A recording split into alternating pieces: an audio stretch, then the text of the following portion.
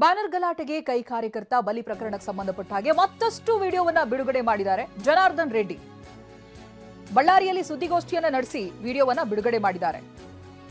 ಜನಾರ್ದನ್ ರೆಡ್ಡಿ, ಸೋಮಶೇಖರ್ ರೆಡ್ಡಿ ಇಬ್ರು ಕೂಡ ಇದ್ರು ಸುದ್ದಿಗೋಷ್ಠಿಯಲ್ಲಿ. ಮತ್ತೊಂದಷ್ಟು ವಿಡಿಯೋಗಳು ಹೊರ ಬರ್ತಾ ಇದೆ.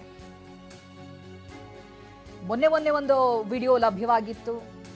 ಫೈರ್ ಆಗಿರುವಂತಹ ಗನ್, ಬುಲೆಟ್ ಕಾಂಗ್ರೆಸ್ ಕಾರ್ಯಕರ್ತನಿಗೆ ತಾಕಿದಂತ ದೃಶ್ಯ ಇತ್ತು. ಇದಕ್ಕೆ ರಾಜಶೇಖರ್ ಅಂತ್ಯಕ್ರಿಯೆಗೆ ಸಂಬಂಧಿಸಿದಂತ ವಿಡಿಯೋ ಇದು.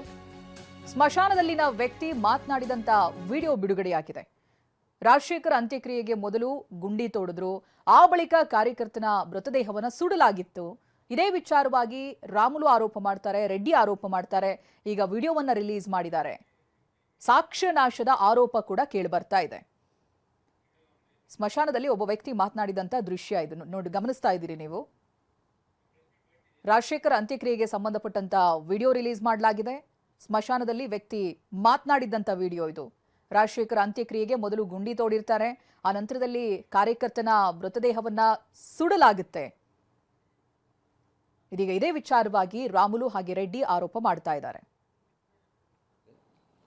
ಫೋರೆನ್ಸಿಕ್ ಅವರು ಶರೀರ ಭಾಗದಲ್ಲಿ ಪ್ರತಿಯೊಂದು ಪಾರ್ಟ್ ಅಲ್ಲಿ ಕೂಡ ಏನೇನಾಗಿದೆ, ಏನೇನು ಬುಲೆಟ್ಗಳು ಹೋಗಿದೆ, ಹೇಗಾಗಿದೆ ಅನ್ನೋದ್ರ ಬಗ್ಗೆ ಎಲ್ಲವೂ ಕೂಡ ಒಂದು ಪೋಸ್ಟ್ ಮಾರ್ಟಮ್ ರಿಪೋರ್ಟು, ವಿಡಿಯೋ ಎಲ್ಲ ತಗೊಂಡಿರ್ತಾರೆ.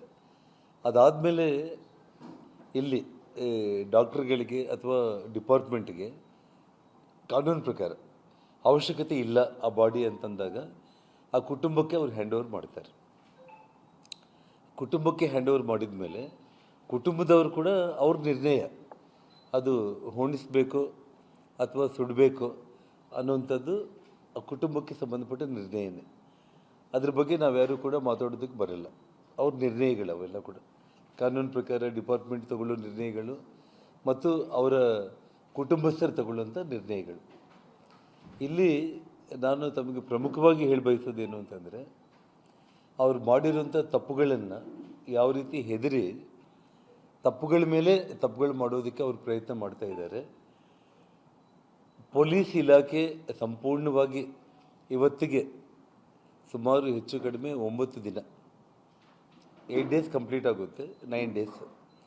ಈ ಕ್ಷಣದವರೆಗೂ ಕೂಡ ಒಬ್ಬ ಅಮಾಯಕ ಡೆತ್ ಆಗಿದ್ದರೆ ಅಮಾಯಕನ ವಿಷಯದಲ್ಲಿ ಯಾವ ಸತೀಶ್ ರೆಡ್ಡಿ ಹಿಂದೆ ಬಂದಿರುವಂಥ 4-5 ಮಂದಿ ಗನ್ಮ್ಯಾನ್ಗಳು, ಅದೇ ಗನ್ಮ್ಯಾನ್ಗಳು ಭರತ್ ರೆಡ್ಡಿ ಹಿಂದೆ ರಾತ್ರಿ 9 ಗಂಟೆಗೆ ಬಂದು ಆ ಗನ್ನಿಂದ ಪಾಯಿಂಟ್ ಬ್ಲ್ಯಾಂಕಲ್ಲಿ ಶೂಟ್ ಮಾಡಿ ಕೊಲೆ ಮಾಡಿರುವಂಥ ಈ ವಿಚಾರದಲ್ಲಿ ಅವರು ತಪ್ಪು ಮಾಡಿರೋ ಕಾರಣನೇ ಇವತ್ತು MLA ಡೈರೆಕ್ಷನ್ ಮೇಲೇ ಆ ಕೊಲೆ ಆಗಿದೆ ಅಂತೇಳಿ ಇವತ್ತು ನಾನೇನು ಹೇಳಿದ್ದೀನಿ.